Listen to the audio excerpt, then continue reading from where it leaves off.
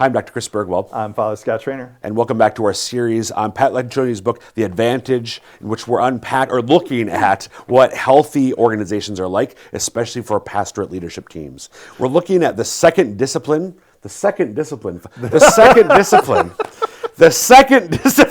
I'm getting ahead of myself because I'm a galvanizer. So I got to keep moving. The second discipline of organizational health, creating clarity within your leadership team, within your organization. We're looking at now question 4, how will we succeed? And Father, this is where Pat talks about something he calls strategic anchors. Yeah. So these are think of key success factors. What are the things, what we do and the way we go about it? What do we want to keep doubling and tripling down on that we know will lead to success in our achieving our desired goals, right? He mentions that the best way to identify strategic anchors is to take a reverse engineering approach and extract them from everything that they know to be true about their organization. So when you look around and you think of hey, what are the particular resources and gifts and strengths and the habits that we have as a pastorate that really help advance why we exist, to build this culture of lifelong Catholic missionary discipleship through God's love.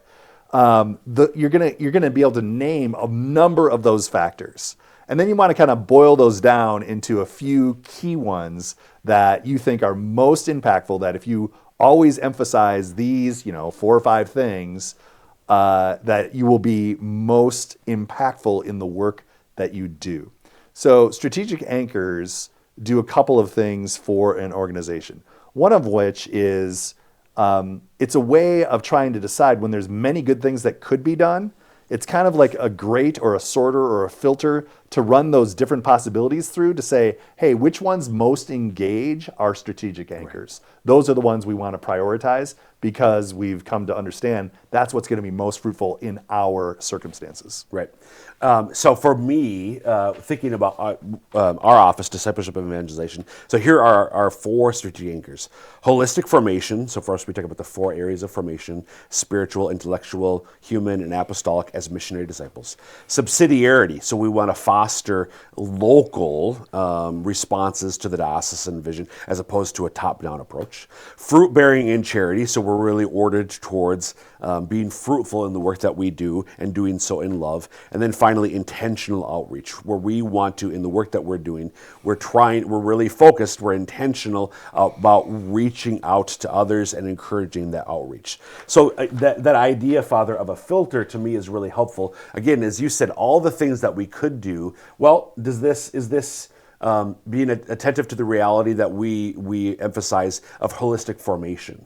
Are we taking an approach that's focused on all 4 areas of formation as opposed to just doing a culture Not of that you would ever do this. book studies across the diocese? Not that Chris Bergel would Not ever that I personally be inclined would ever to do that. No. Did you see that? He knew exactly what I was going to say. Because he knows me, because we have trust. We do.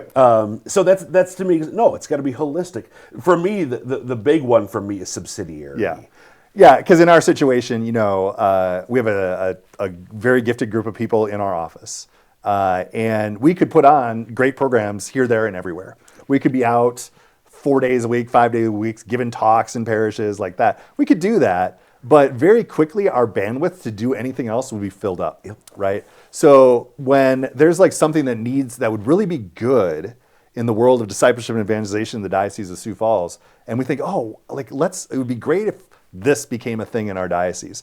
Our first thought, because one of our strategic anchors is subsidiarity, is, okay, how can we raise up and form people, kind of take a couple steps back and say, instead of we'll just go do that thing, and then that'll become, we'll just keep sustaining doing that thing ourselves. Because again, we'd be able to do very little. Very quickly, all our time and energy and resources would be taken up. Much better for us to step back according to that strategic anchor and say, okay, who would have the gifts and the passion to do this thing that we realize needs to be done? Let's go find those people. Let's invite them to consider it. Let's support and form them and set them up to succeed, and then launch them to go do it. So we've now multiplied ourselves, and much more can happen. That's so important for us in whatever we're, because there's a million good things that could be done and need to be done. But if we can't raise up that, if we can't engage that strategic anchor of subsidiarity, in the it's going to be a short-term success and a long-term lack of fruit. So you said there are a couple things that strategic anchors do. The first is that sort of pass-through filter. What's another thing that strategic anchors do? Yeah, it should be when we're settling on a commitment, we should be going back and checking the strategic anchors. So not only what we're doing, that's the filter, but the way that we're doing it.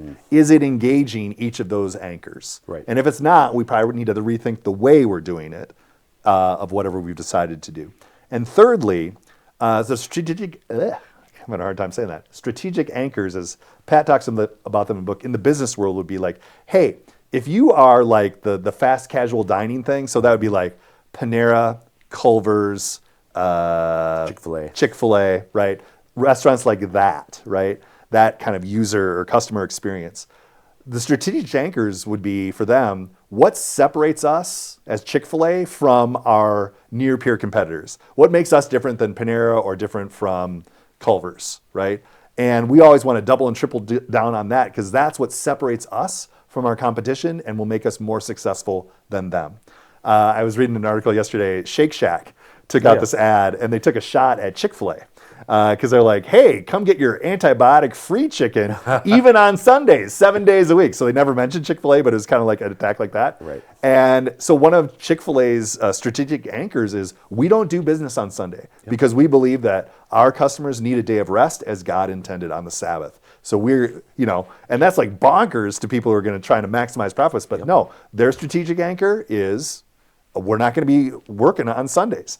So they shot back at Shake Shack. They're like, yeah, our average shop makes $9.3 million a year. Your average shop makes 3.2. Right. Thanks. We'll be closed on Sundays. That is a strategic anchor. Absolutely. And probably a core value too. But so what does that look like, Father, in the church world then? Because like as from the Dawson perspective, I'm not in competition with Rapid City or Omaha. Right. Thanks. So we were having this conversation the other day in preparation for these videos.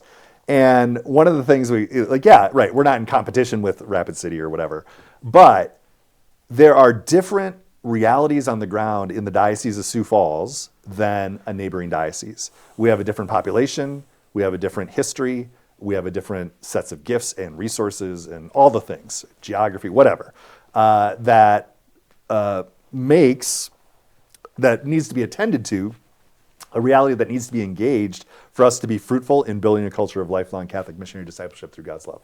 The reason, instead of Blaze, we didn't just put our heads together with consultation with others and like, hey, what's the best way to make missionary disciples? And make a program and ask every parish to do it, is this recognition that each parish or now each pastorate, each kind of mission field that is the combination of the parishes in your pastorate, you have a unique history. You have a unique set of needs and opportunities. You have a unique set of gifts and resources.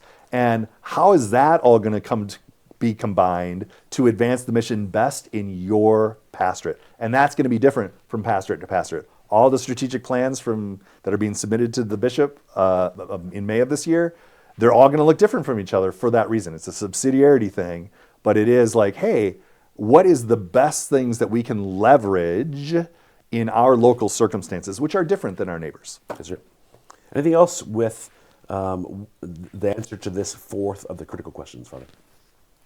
No, anything you can think of? Nope, that's it for me too. Maybe we should say this. This was a great conversation for our team as we were leaning into this several years ago.